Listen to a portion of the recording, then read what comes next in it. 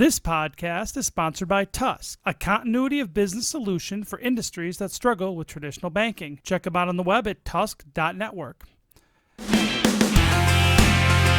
Rob McNealy program is the nexus of cryptocurrency, blockchain technology, and entrepreneurship. Now, welcome to the program. Today, we're talking to Chad Krupa.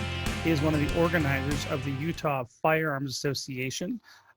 He is a really passionate activist, and I've met him out on the I call it the activist trail. You know, whenever you're in a different kind of like field, there's always the activists, and you end up running into these guys at all the events. But I got to talking to Chad some months ago, and I really like what they're doing locally here in Utah when it comes to firearms and Chad, how are you today? I'm great, Rob. Thanks for having me on. I really appreciate it. Well, I appreciate you taking the time. It's always good to talk about people that are just as fired up, literally, no pun intended, as I am about guns and the firearm industry. It seems like in the news today, there's just so much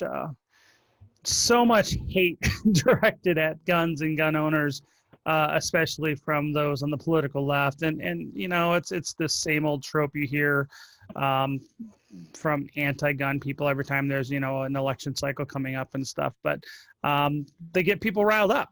And so unfortunately, you know, it does work. And, you know, enough people start having their squeaky wheels and the grease needs to be applied. So that's where politicians come in. And unfortunately, when that does happen, it seems like different groups just end up losing their rights. And in this case, there's a big, huge risk that it's going to be gun owners.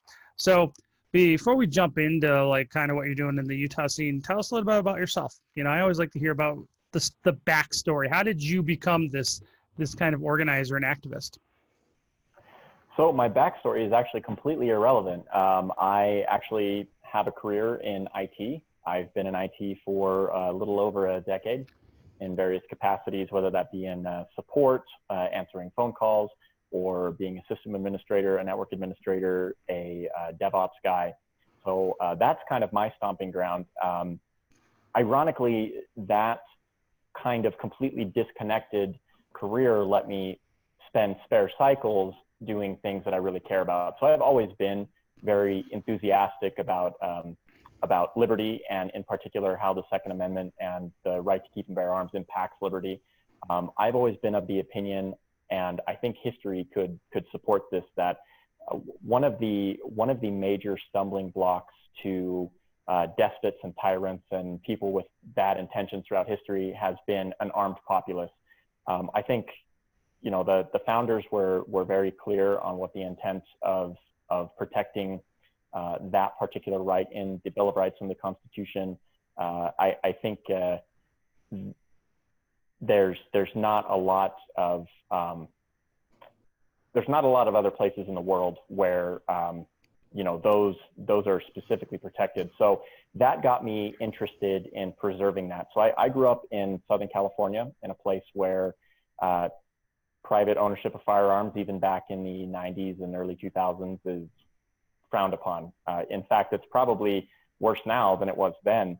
And I grew up in a pro-gun household. My dad is still to this day an avid gun owner and a shooter. And, you know, we grew up learning responsible use, and we understood why we had those protections for that very specific reason in the Bill of Rights. So really, to bring it back around to how I got into it, I had the cycles. I reached out to an organization, the Utah Firearms Association, and asked them if they needed any help because I was feeling particularly threatened by some of the things that were going on, like you mentioned, and wanted to get involved. And now here I am. Well, I think you said it's irrelevant, but I think, you know, I like to understand where people are coming from. And one of the things that, you know, we hear this myth or this kind of stereotype about gun owners as being, you know, redneck, uneducated, you know, just overall dumb kind of people, right? That's how, especially the people on the coast, the liberals that are anti-gun, really try to push and kind of push gun owners back into this trope. And you're a clear example that that's just not the case, right? You're a smart guy, you're articulate. you're not an uneducated guy. And I think that's what I want to hear, because this is my experience is, most of the gun owners that I see out there are actually, a lot of them, if not most of them, are college educated. And a lot of these guys are really, really smart, and so I hate, the stereotypes that are put out there by the left. And so I think it is relevant to hear kind of your background, because I think it just kind of paints the more realistic picture that gun owners are just everyday people. Yeah, absolutely. And, it takes all types, right? I do want to give credit. There are people that are on the political left that do embrace the Second Amendment. I feel like they are far and fewer in between these days. There's like one or two. Yeah, maybe three. So, I don't want to disengage from an entire half of, the political quadrant. But yeah, I've had experiences with both ends, but the reality is even that people that might fit that stereotype, in my opinion, are still doing it for all the right reasons. And I've tried really hard to go through life to not, make assumptions just based on stereotypes, because the reality is you might talk to one of these deep South backwoods redneck types, and the reason that they embrace private gun ownership is for all the same reasons that someone in Denver or Salt Lake or, Los Angeles or anywhere else in the country should. And I think a lot of times that the stereotype is simply used to distract from the real issue, which is these people tend to actually understand that the point and purpose. And you also find that people that are in those sorts of scenarios, just playing the numbers, are probably need to be a lot more self-reliant, either now or historically so. And I think some of those things kind of stick around. Firearms, without a doubt, allow you to be more self-reliant. You don't have to rely on other people for protection. You can harvest your own food. I think that there's a very clear, outside of defending against tyrants, there's a lot of clear use cases for a firearm and how that relates to being self-reliant and self-sufficient. Well, I think that's where education comes in, but it's so hard, even with the media these days, to even get a fair and accurate representation of the good uses of firearms out there. And then you get into organizations like the NRA, which is, their original mission was supposed to educate and teach people to be safe with guns and educate people about guns. And so that's where it's interesting in the gun world, as far as like the lobbying and the gun rights organizations. There's federal level organizations, there's state level organizations, and you kind of filling in that state level niche. Tell us a little bit about what is the Utah Firearms Association, and then following on, how does that kind of fit in with the framework or the whole tapestry of gun rights protection organizations, both at the state level and the federal level? That's a lot. So I think that a lot of people approach the NRA the same way that they approach presidential elections, historically anyway. They pull a lever once every year with their NRA dues, $45 a year, and they feel like their job is done. And I sympathize with that position, because if you have an organization like the NRA that says they're going to do something and they ask you for money and you give them money, the expectation is that they're going to do what they say they're going to do. But just like a presidential election, the reality is organizations and individuals that are that far removed from your day-to-day life, what goes on in your state house and what goes on even at the county level, they really don't have a ton of influence. The reality is that at the federal level, gun control is largely a non-starter. There are examples, obviously, of things making it through, but even in the 90s, at the height of the Clinton administration, for example, Dianne Feinstein, I believe it was Dianne Feinstein, came out and said, if I had the votes, I would have said, Mr. and Mrs. America, turn them all in. And if you can't get the votes in the 90s, I don't think you're going to get the votes today when it's a far more hot button topic.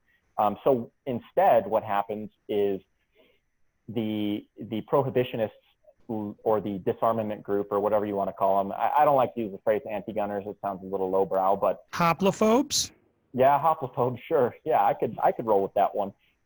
So instead of working at the national level and working against monoliths like the NRA, they start working at the state level. The problem is that the NRA is very focused on a singular mission. And their mission, in my opinion, is largely damage control and damage mitigation. It's no secret that the NRA has been complicit in a lot of, oh, it could have been worse style of legislation. They say, well, this was going to happen. This was an inevitability. So we're going to get in a room and figure out something that's not as big of a loss. And I oftentimes felt like the NRA is too large. I kind of think of them as like an aircraft carrier. They do carry a lot of weight, and they have a powerful presence, but the reality is they can't turn quickly and they can't respond to threats quickly. At the state level, these organizations at the state level are making lots of progress, both good and bad. State level is where all the big fights are being fought. That's where we have, for example, constitutional carry is making it through state by state, and red flag laws are making it through state by state. So historically, the biggest churn happens at the state level. The Utah Firearms Association is specifically hoping to address that churn in Utah in particular, and try and set up a bulwark that prevents forward progress if a group is motivated enough to come in here and try and change things. And there are groups that are motivated and well-funded and well-connected that have made and will continue to make those kinds of efforts here in what most people would consider a very gun-friendly state. So as a state level organization, do you guys cooperate with other state level organizations about, I don't know, do they have mutual defense pacts between one another? Do they share notes? Is there any cooperation there? There's a little bit of cooperation. I think a lot of it is really, kind of disparate. There's not good dissemination. It's actually one of my biggest complaints, and maybe someday I'll be in the position to actually fix this, but I feel like the state level organizations occasionally do have connections with each other and they'll share information.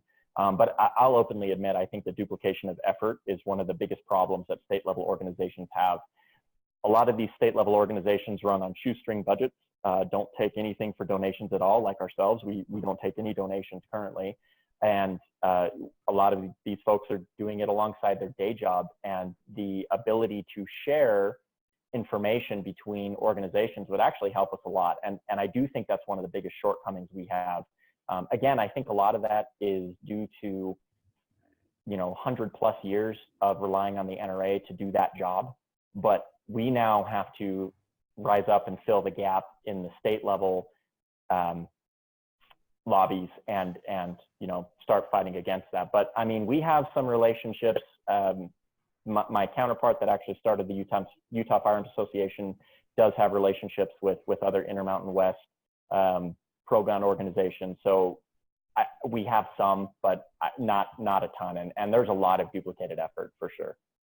So there's a lot of things in the news about the NRA lately with a lot of top level corruption. And, do you guys have any kind of official opinion about what's going on with the NRA leadership right now? I have a lot of opinions. I'm a very opinionated guy. I have an opinion on just about anything you can ask under the sun. I try to stay up to date on what's going on with the NRA. I myself am a NRA life member who has stopped sending in dues until they get this figured out. My position on what's going on with the NRA is they're going to do whatever they want to do. It's clear that they don't have a whole lot of interest in doing what the membership wants. So there's not a lot of reason, in my opinion, to spend cycles trying to figure out what the NRA is going to do. We just have to work in our own state houses, in our own state, and do the work that needs to be done, fully expecting the NRA to never show up and help us, because sometimes they do, sometimes they don't. And the reality is they communicate so poorly with state level organizations, generally speaking, that we would have no indication one way or the other what their plan is. So as a state level organization, you mentioned earlier, there's a lot of battles that are happening more so at the state level. And I think it has a lot to do with state rights and state sovereignty and things of that nature. What are the battles that you guys fight in the state level in Utah right now? And is lobbying the only thing that you do, or do you guys branch out into other types of activism or education? So Utah is dealing with a lot of the really common anti-gun legislation here as well. It doesn't garner nearly as much traction yet because Utah is still to this day a very gun-friendly state. We are one of the few states that happens to have a second large metro area that is diametrically opposed on the political spectrum than the primary, large iconic city, right? So we have Salt Lake and the Salt Lake Valley, but then we have Utah County. The population in Salt Lake is slightly higher, but I want to say it's something like, I'm not going to misquote numbers here. It's within a couple 100,000 people, which makes Utah County relevant in these sorts of discussions. Now, despite having that on our side, I believe that entropy manifests itself in all things.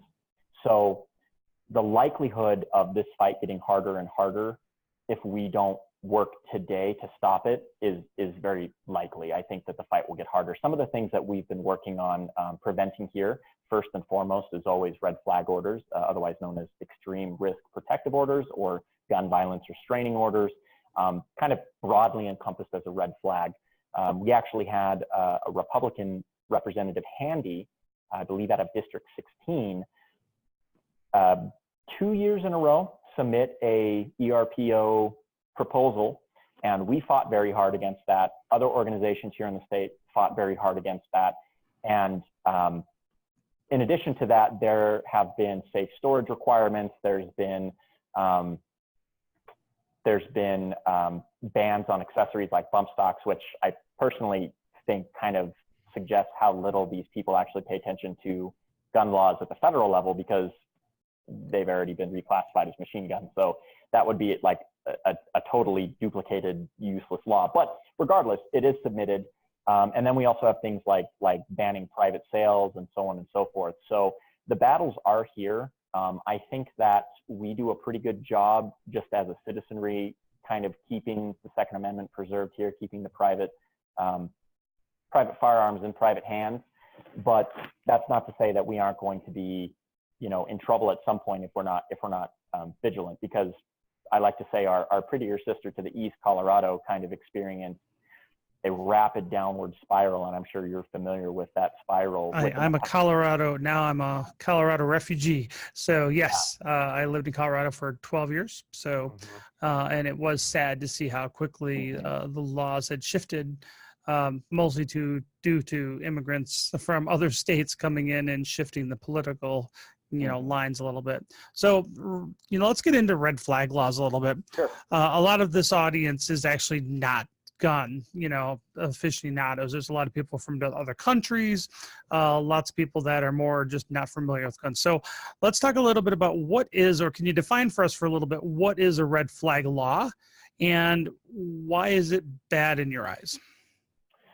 So red flag laws are kind of a broad encompassing term for a specific kind of protective order specifically intended to target gun owners with the intent to take firearms from people prior to them having committed a crime based on suspicion of either being a danger to themselves or others.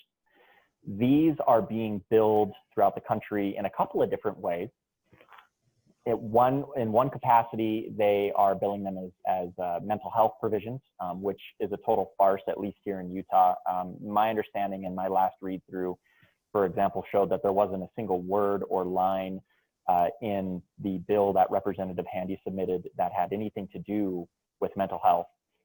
These are particularly nefarious because they have this effect of taking otherwise reasonable pro-gun individuals, telling them, hey, this is a protective order specifically meant to get guns out of the hands of dangerous people. And then a lot of people will probably just go, okay, yeah, that seems reasonable. It sounds reasonable, right? As to a just everyday person, sure. Why, if you're crazy and they're going to do bad things, why they should not have guns, right?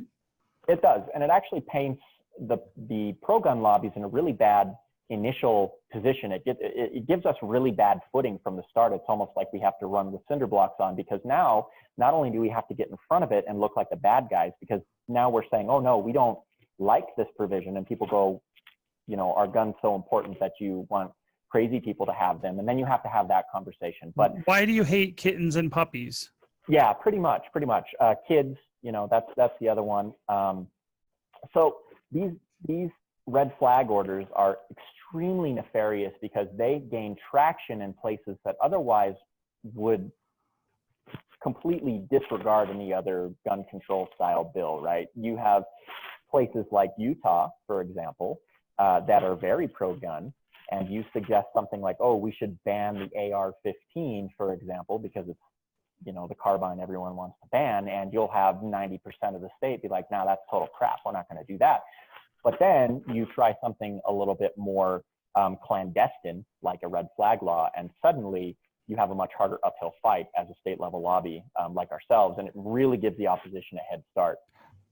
Well, I think it's the problem is that most people don't pay attention or dig deeper. Two, people, even if they do dig a little deeper, they're usually reading somebody's, you know, interpretation of legislation.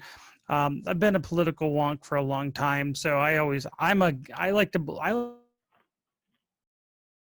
to read and bills firsthand rather than hearing people's interpretations of them.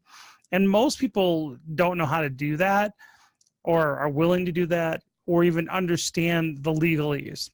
And I think at least my concern with these red flag laws is that there's no due process. And there's really not a way out of it, depending on which states, you know, laws that you're looking at. For instance, one of the things that I've read in several different states is that anybody that's ever talked to you in your life can make, all they need to do, and they can do it over the phone, is make a statement that they think you're dangerous. And now you've lost your gun rights without due process for basically a year.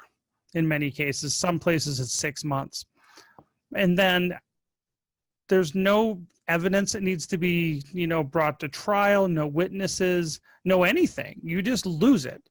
And in my experience, you know, judges typically play it safe. When someone says there's a safety issue, they're going to go more conservative because they don't want to, you know, they don't want to look like they were weak on criminals kind of thing and then have something bad happen. Exactly. And then it blows back on them. But some of these laws say, well, after that year, right? Okay, someone said a year ago, could be an ex-girlfriend from 5 years ago. It could be a boss who was a jerk that you just got a promotion over. It could be anybody that knows you, even remotely. And then what ends up happening, you lose your gun rights for a year. No due process, no evidence needs to be, tendered to the court, and then it can be renewed the same way. So basically, if someone has a bone to pick with you and they know you're a gun guy, it's so easy to abuse that. And there's really no burden of proof necessary. So it's a way that someone can label you. And my understanding is even a cop who's dealt with you in the past can also put one of those in. Did you ever hear that? Yes. Yeah. And so to me, those are the things that are most concerning, is this lack of due process, which we would never allow it happen in, you know, things like your First Amendment. But when it comes to guns, because people think, oh, we don't want a mass shooting to happen, we should, you know, let this happen and push these laws through. And that's really scary. Yeah, you're right on the money there. And every state kind of varies on who can submit an ERPO and that sort of thing. But the underlying principles in every suggestion in every state ERPO law is essentially the same. They all entirely ignore due process. I think that due process is a phrase that gets thrown around a lot without really thinking about how important it actually is. So to expound on some of the points, that really good points you brought up. First and foremost, could you imagine any other scenario where someone could call anonymously, in some cases, in some states, and have a gag order put on you? And you would have to go in and prove that you did nothing, you know, you didn't incite terror, you didn't do any of these other things, whatever the reason might be for having a gag order. Most people would think that flies in the face of the First Amendment and wouldn't think twice about opposing something like that. But like you said, the moment it involves guns, suddenly the conversation changes. Never mind that, you know, it is the second constitutionally protected, right in the Bill of Rights. And it's not an inconsequential thing to just go in and take the guns. But there's a lot of doublespeak that happens here. There's a lot of, what was it in in Orwell's book where you could simultaneously believe two positions, doublethink. I think it was doublethink actually. So it's this idea where you have states, for example, that are working really hard to get rid of something like civil asset forfeiture. And the general public is against the concept of civil asset forfeiture, where the police can elect to have your private property taken from you without a charge necessarily being levied or a conviction being made. They can take your private property, and people are also known as piracy. Piracy, yes. People are very against this, but again, they'll hold simultaneously the same position that you can take a different kind of private property, and that's okay. So another thing on these ERPOs that I really don't like, and I'm kind of going to get into the weeds here a little bit, but I promise that it makes sense because there's a broader picture to be painted here. And these are things that people don't think about in the heat of the moment, whether or not deciding that they want to support these things. But there are obviously first order consequences, right? So the first order consequences having an ERPO submitted against you is you lose your firearms. That's the first order. But what about second, third, fourth, fifth order consequences, things that are not necessarily directly levied on you by the state, but still have an impact on your life? Do you want to be the guy in your neighborhood that has 6 sheriffs show up at 4 o'clock in the morning like they did to that guy in Baltimore who actually died, to have your guns taken? What's that going to do to your public image? And I know that we live in a society that says that you shouldn't value appearances, but the reality is people talk. What's that going to do for your social standing? What's that going to do, if maybe you were staring down the barrel of a promotion at work and now your boss gets wind that you had all your guns taken. Now you have to take time off work. Now you have to go defend yourself in court. Now you have to do all these different things that are going to actually hurt your public image despite you having not committed a crime. There are other consequences that can come from this. So one of the really nefarious things about red flag laws, at least the ones submitted in Utah, is they're typically tried in civil court. In fact, I think all of them are tried in civil court, meaning that you don't have a public defender. So you have to come out of pocket for a lawyer to represent you, or you have to defend yourself. I don't know about you, but I'm not a lawyer. And something that's very clear cut to me is not necessarily going to sway a judge. So how many people in today's age have a couple grand sitting around to go defend themselves from a baseless allegation? What's that going to do to a household financial situation? Is that going to exacerbate some kind of domestic issue that you're dealing with? Is that going to exacerbate financial troubles you're having? Is that going to make you late on bills, or are you just going to roll over and take it because you have no choice? And what then? You go in, you represent yourself, and then you fail to convince the judge. Now you've almost self-incriminated at that point, which again, the Fifth Amendment specifically states that you have no, you're not compelled to incriminate yourself. So these just get worse and worse the further you dig into them, and they get worse because there never seems to be a way out of the meat grinder once you are thrown into it. You have a random person, a tenuous relationship, an ex-girlfriend, a roommate, a grandmother, an aunt that disagrees with you politically, make an ERPO. Like you mentioned earlier, they can do it over and over again. The end of your year, they can submit new evidence and say, oh, he's still posting about guns on social media. He's been angry at family functions. He's done this, he's done that. And you start it all over again. Further, what else? I'm sorry. No, I was just going to, I think that there's a lot of other consequences here. I mean, these are so bad I can go on for hours, but I won't. I'll try to keep it to some of the more pertinent ones. No, but I think these are important. I mean, and these are the things that people aren't going to think about, right? And further, it disarms everyone in your home, everyone. So women are the fastest growing segment of gun owners in the country. There are more women getting concealed carry permits now than ever before. And now that we have about 15 states without concealed carry provisions required for residents at minimum, I can only imagine that number is actually higher than what's reported, because we're only looking at states that are reporting the concealed carry permit numbers. Women are biologically, on average, and this is going to get me in trouble, but on average are more likely to be victims of violent crime because they're the weaker sex, and that's of no fault of their own, but the firearm is the great equalizer. And I am a huge advocate of women carrying a firearm that they can use proficiently for self-defense, because it makes you a hard target, and hard targets don't get hit. well, let's say you have an ERPO filed against you. You don't know who did it. That's another part of this that's really just terrifying, is you don't know who submitted an ERPO against you, a red flag order against you. So you have the sheriff show up and they say, hey, we need every gun and every last round of ammunition out of this household. And your wife would have to give up her firearm that she carries for self-defense. You have an adult daughter, perhaps, that carries for self-defense while she goes to school, which is legal here in Utah. She'd have to give hers up too. And she would have to give hers up for as long as the ERPO was active against you.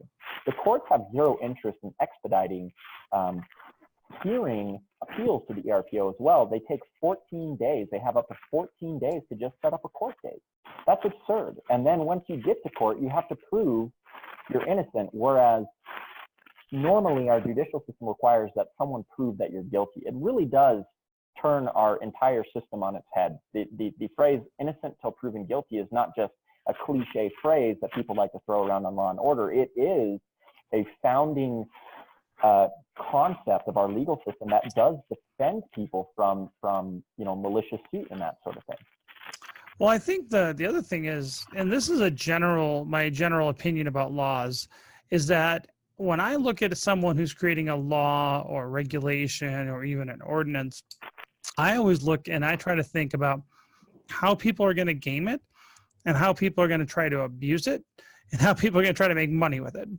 And to me, if I can figure out, just as this random guy in the street, think of a lot of ways to do any of those things, I'm generally going to come out against that rule, regulation, or law, and because that's how I judge these things. But I had a case that I personally witnessed about, I don't know, this would have been about 8-9 years ago, and it was in Colorado, and it was a friend of mine. He's an older guy, but he was a gun guy, single guy. And he had moved in with this woman friend. Now, I don't know if they were dating or not, but he had his own room and stuff. And she was recently divorced from a domestic abuser. And they were separated or what have you. And he moved in, one, because he needed a place to live, and two, she wanted someone that could better protect her, kind of thing.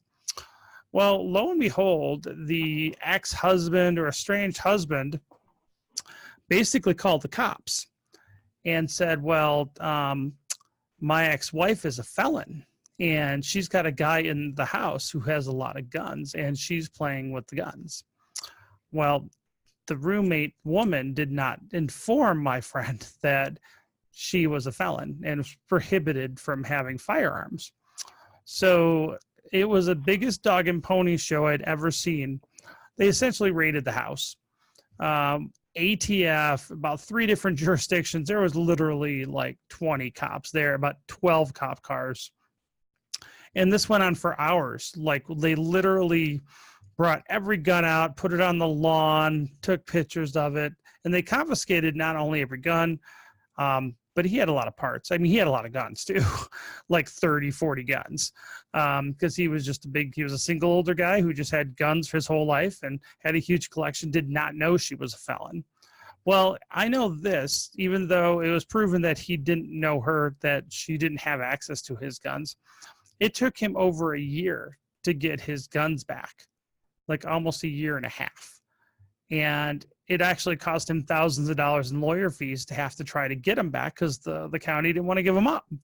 My experience through that and others is that once a gun is confiscated by law enforcement, your chances of ever seeing that gun again are very low. That's been my experience. They figure out a way not to give it back. And I don't know what the bias is with law enforcement, but it seems like law enforcement does not like to give guns back once they confiscate them. And I see these red flag laws as another way that's going to happen more and more and more. And I do have a lot of reservations and concerns about it. But even the concept of swatting. Have you heard of this concept of swatting, where people will send in a fake 911 call? They'll spoof a phone number or something as a prank. But those pranks have resulted in people who are innocent getting raided. Some people have, been killed from law enforcement, accidentally or through misidentification. And my concern is that malicious people, whether it be an estranged ex-wife or girlfriend or ex-employer, what have you, will basically swat you in revenge with these red flag laws so you can lose your rights. and possibly lose expensive collections forever. And I think without due process, that's just insane. There's got to be a better way to deal with criminals in our society than deprive innocent people of due process. Absolutely. And you know, the phrase, it's better to have 10 guilty men walk free than one innocent man go to jail, essentially, or suffer the consequences of the law, I think applies here. The reality is that the legal system is really not interested in being quick about any of this stuff. There's no incentive for the law, for the government to be quick about these things. What incentive do they have? They have none. The fact that there's no incentive for them to be quick about these sorts of things, about returning firearms and so forth, just shows that, you know, I mean, it's only going to get worse, right? The really, I mean, and I've said the really nefarious thing about red flags, but the whole thing is nefarious end to end. I mean, people say the devil's in the detail, but the whole detail is one big devil, essentially. There's, in addition to it being very difficult and expensive to get your firearms back, you mentioned that this older gentleman that you knew about had to come out of pocket thousands of dollars for a legal fee to get his guns back. Again, how many people have that kind of disposable income to regain a right that they, you know, regain property, something that's protected in the Constitution that they shouldn't have had taken from them in the first place? The really sad thing is that statistics bear out the people that end up using a firearm in self-defense most often come from areas that are simultaneously poorer on average and underserved by law enforcement. So you have this potent sort of, you know, mixture of bad circumstances where now not only are you taking someone's property, which is a travesty in and of its own, you're also subjecting them to a situation where they may not have the means to adequately defend themselves. Given that a lot of break-ins and robberies and that sort of thing are either perpetuated by someone that the person knows, the victim knows, or, you know, maybe the victim knows is one person removed, I see these things being abused like crazy. In fact, there's some early information coming out. So red flags have been around since maybe, I want to say, 16. Yeah, maybe the last half of the first decade of the 2000s. So maybe like 2006, somewhere in there. I think Indiana was actually one of the first ones to put it into place. And there's some research starting to trickle out that is suggesting that these protective orders, these ERPOs, these red flag orders, are actually being used maliciously upwards of 30% of the time. That is huge. Wow. That is huge. And because they can be submitted over and over again, like how many people have to have the conversation of, hey, no politics at the dinner table with my family. Now those people can, you know, especially in the hyper-partisan, hyper-polarized society that we live in now, this is only going to be abused. The reality is this is going to be abused, and it's going to put good people in bad situations. It's going to result in more people dying, and it's going to result in less and less people even being interested in talking about firearms and buying a firearm and letting anyone know that they have a firearm. Imagine the dampening effect this is going to have on speech, on privacy, on all these other things, because any state that's enacted an ERPO has extended it to include provisions for everything else. You know, like now they want, there was a legislator in New York that wanted to force people who wanted to buy a gun to give up their social media passwords. You know, yeah, I don't think so. Yeah, I mean, they say that it didn't go anywhere, but that doesn't mean that it's not going to be tried again, right? I lost my Facebook password in an unfortunate boating accident. Yeah, exactly. I lost my Facebook password in an unfortunate, I wiped my whole hard drive and wrote it all to zeros accident. So, I mean, there's really nothing redeeming about these. And the problem is that the presentation that the advocates for these are absolutely trying to mislead the public in the way they're talking about them. I had the misfortune of listening to a proponent on the JMAC radio show for Utah's ERPO on live television talk about how the Supreme Court and Justice Scalia actually permitted these in his review of DC versus Heller, which is absurd. It is totally absurd that, you know, you could stretch I'm sorry, I'm losing the word here. Law. That ruling that Decision. ruling that Scalia made to incorporate red flags. It was a completely unrelated case. So, I mean, I think they're super nefarious, and I don't see any way that these could be done fairly. There just isn't, there's no incentive for them to be done fairly. There's none. Everyone wants to cover their own, you know, CYA. Like you mentioned, judges want a CYA, cops want a CYA. You know, you're going to have everyone not fighting for you, the victim of an errant ERPO. You're going to have everyone fighting to not be the guy that has to take the fall in the event that magically they do manage to stop some person who did have imminent nefarious intent. And there's really no way to quantify that either, right? Because this is a pre-crime, because there's no crime having been committed when these are issued, there's no way to articulate that. You know, there's not a one-to-one relationship, right? Like, if a state serves 400 ERPOs 1 year, that doesn't mean they stopped 400 suicides. It doesn't mean they stopped 400 murders, 400 spree shooters, 400 anything. All it means is that they took 400 individuals' rights to keep and bear arms and abridged them. That's all it means. There's no way to quantify if they're effective. And it can't be done. It's Minority Report. It's pre-crime. There's no way to articulate it. So how are you guys at the local level? How are you fighting that? And what are the kind of things that you end up doing with the Utah Firearms Association to combat those laws? So right now it's education, things like this podcast, but also we went out to the Utah event just last Saturday. We met with gun owners and we talked to them about these red flag laws. Like I mentioned earlier, the problem is a lot of people who are pro-gun don't necessarily understand the full depth of the impact of these ERPOs. So we had a really good opportunity to talk to people there. That's kind of been the number one topic that we discuss on social media.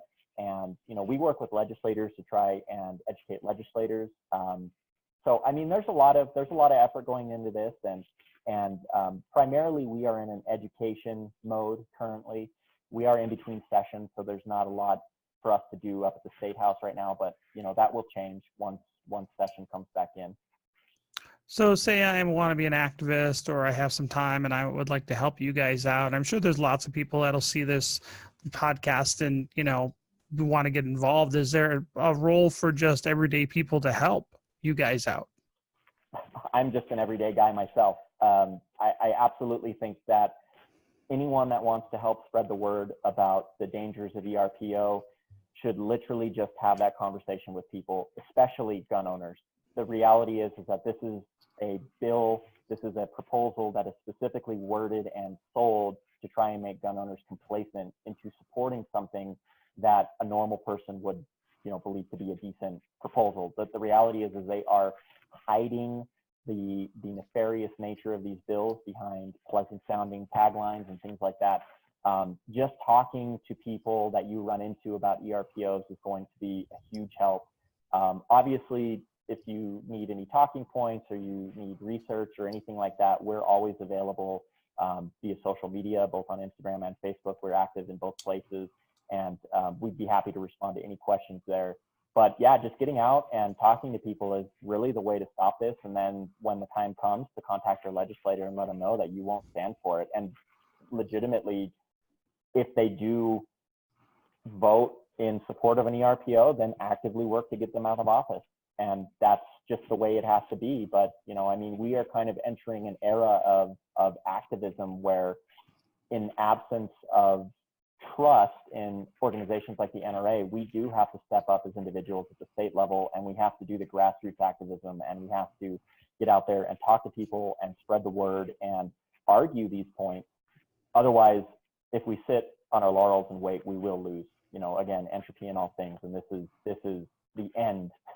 I truly believe that red flag orders are the beginning of the end for the Second Amendment. It would make ownership so scary and nefarious and onerous that it would effectively de facto eliminate private ownership without ever striking the Second Amendment from the Bill of Rights. Well, you have my attention. Chad, where can people find out more? So they can visit us on Instagram at UT Firearms or facebook.com/UT Firearms. You're also more than welcome to contact us at email address contact@utahfirearmsassociation.org or visit our website, utahfirearmsassociation.org.